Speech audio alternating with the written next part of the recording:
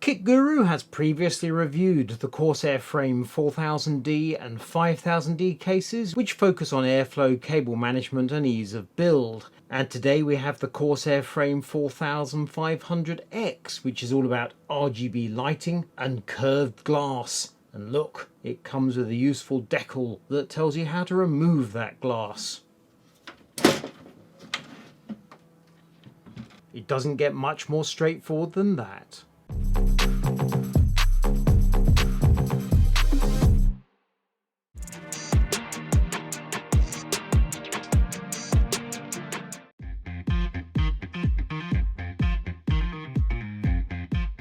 Let's start by peeling off this decal and then we can pull off the rest of the panels. So there we go there. So there we go.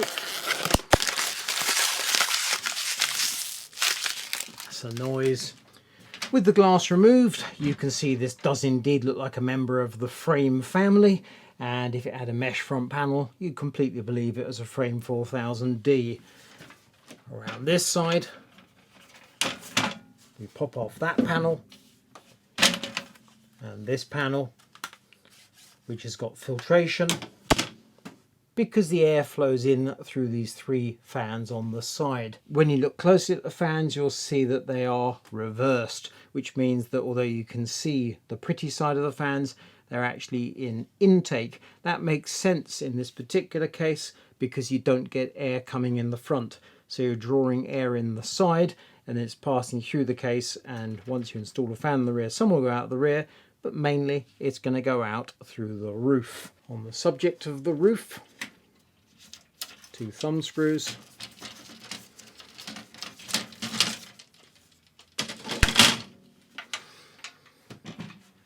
And you can see it's all looking quite conventional. You can put 2 140 fans in the roof or 3 120s or a 360 liquid cooler, and it's the same deal in the side position, but as you have fans installed there by default, I think we're just going to leave the side well alone. And you can see around the back we have an IQ Link system hub, which is powered by PCI Express. Because these hubs can control up to 17 devices, the 3 fans are controlled by IQ Link, and any other hardware we install will also be controlled by Corsair's IQ software. Before we get into building a test PC inside the Frame 4500X, it's worth pointing out I still have this aftermarket Elite aluminium motherboard tray that Corsair sent me for my review of the Frame 5000D. Initially we were told it's $300, then they changed their minds, told it was $100, quite a change. This motherboard tray could be installed in this case. I'm not sure the gunmetal grey is a particularly good fit with the white, so at the moment I'm inclined to park that, even though it would make this build completely unique as I understand it. I'm the only person to have this accessory. A more practical concern is that the IQ Link hub attaches magnetically to the steel motherboard tray. Corsair includes these 2 inserts on the Elite motherboard tray, but you'll note they're in a different position. I prefer to leave the IQ Link hub in the stock position for a review. This isn't a featured build after all, it is a review of the case.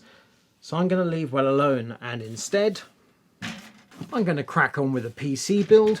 And the first component to go in is this brand new Sapphire motherboard that we saw at Computex. It's a Nitro Plus B850A Wi-Fi 7, and you won't be shocked to learn I've chosen an AMD Ryzen 7 9800X 3D, and I'm using some Corsair Vengeance DDR5 memory and a Corsair MP600 Elite SSD. So let's get the motherboard assembly in the case, and then we'll move on to the power supply and the cooling.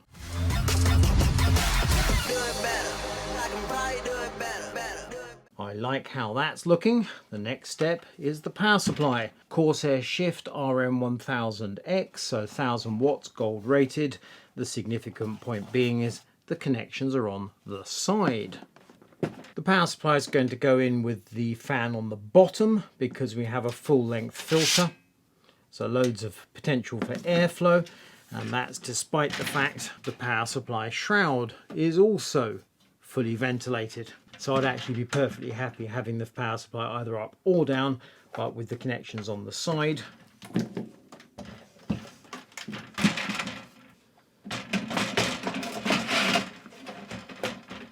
We want to do it like that. I'll connect up a few cables. And then we'll see how it looks. But so far this is going very easily. Plenty of access. I've got no concerns about ventilation whatsoever at the moment, although the glass may change my thinking. But in terms of installing the hardware, this is going well. Power supply is installed. Cable management performed. Around the back it looks fine. We've got loads of hook and loop straps. However, cable management grommets to the side of the motherboard tray, we have none at all. What we basically have is a gap between these fans and the edge of the motherboard tray. Worth pointing out, possibly, that if we remove this screw, these fans are actually mounted on a cooling rack. However, I'm leaving the fans in that side position, so the cooling rack is neither here nor there. Overall, my impressions of the 4500X is that the core chassis is perfectly okay, and no nasty sharp edges. It goes together perfectly well. It feels like it's budget-ish, but it's then been dressed up to look incredibly smart. But I have confidence it's going to work well. Fingers crossed and all that. Somewhat surprisingly, Corsair sent me, well, this isn't the surprising part, this is entirely predictable. Corsair sent me their IQ-Link Titan 360 RX LCD AIO. So 360mm AIO, LCD on the pump body, RGB galore. That is going to go in the roof of the case. I have no fan in the rear. Corsair has sent me 4 LX120 RGB fans. I can put one in the rear. I shall put one in the rear. I could, if I choose, put one in the front of the floor of the case. I see no point in doing that. I don't really want a fan that's conflicting with the 3 fans in the side. One fan going in the rear, then the AIO cooler in the roof, and at that point we're all done apart from the graphics card. The IQ-Link Titan 360 RX LCD cooler, and that's a name, is installed and it looks good. And the final part of the equation is the graphics card, which is a Sapphire Nitro Plus Radeon RX 9070. And as you'd expect, it looks like a perfect match for the Sapphire motherboard.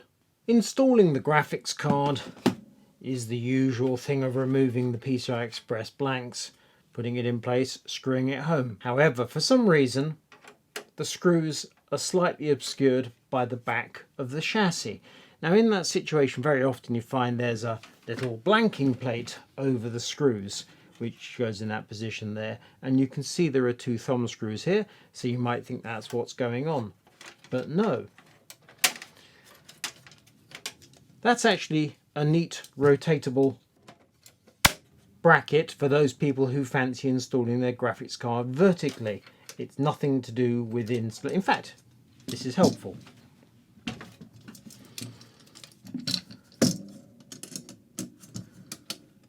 I can actually remove the thumb screws, but you can see the angle of the screwdriver. It's not level. The screws are definitely obscured.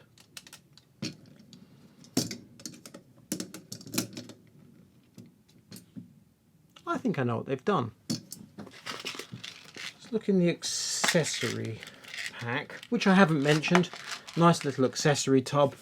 For some reason it is supplied in this accessory box, which is empty. But the plastic casing for the screws and this extension for the front panel connections and a handful of cable ties, that's good. Let's reach for that screw there. Remove the thumb screw.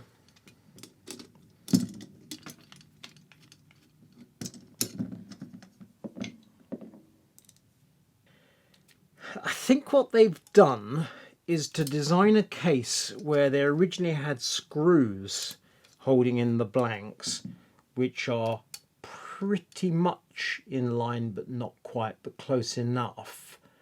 And then they've substituted thumb screws, and they've got that very slightly wrong. It's a minor point, it's just bugging me slightly. If you're looking for a new chair, then definitely go and check out boolies.co.uk. They offer a whole host of gaming and office chairs that come in a variety of different finishes and different colours.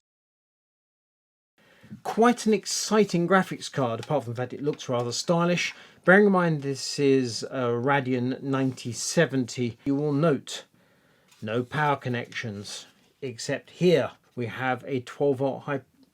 I can demonstrate. It's a stealthy power cable for your AMD graphics card. There's also an ARGB header there so you can connect up lighting. Do I have a spare? Yes, I do have a spare header on the motherboard. Do I have a cable in the box? Probably.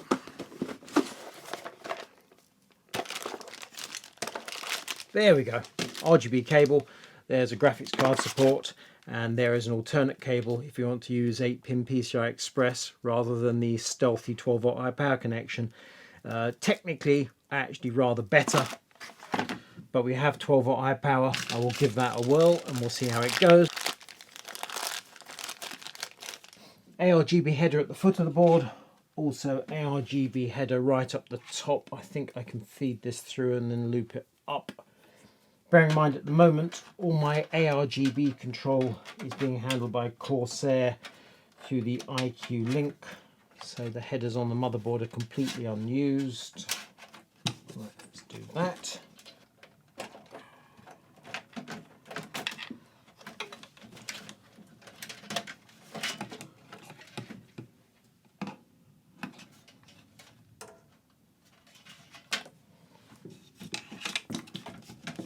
Plan B, I'm going to route the cables after I put the graphics card in place.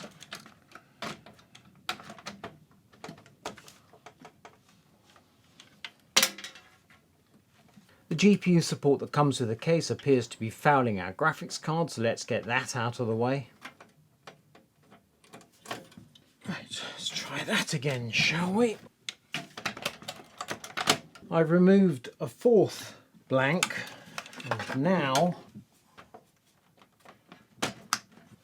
the graphics card slides into place absolutely beautifully. I'm going to use the 3 thumb screws to secure the graphics card, sort out the cables. I also have this back plate which goes on the back of the graphics card, magnetically attached to conceal the cable mess, and we can perhaps pretend the last few minutes never happened.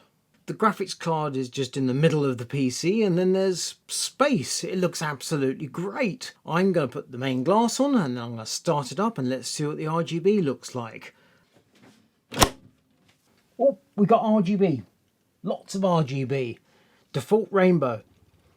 Hang on, I haven't put the glass on right. That's bad. It took a while, but I finally realised the rear fan was set to intake rather than exhaust, and now that's fixed, we can return to the show and we can look at IQ. We install the Corsair IQ software, which detects the various pieces of hardware, and after a bit of a think, it updates some firmware. You can see the process happening as the lights flash away, and then we restart IQ, and all the hardware is correctly detected and up to date. To see how the Frame 4500X performs under load, we're running a combination of Cinebench R23 and Speedway stress test. Our processor's drawing 140 watts, the graphics card 245 watts. With the fan profile in IQ set to balanced mode, the system sounds like this.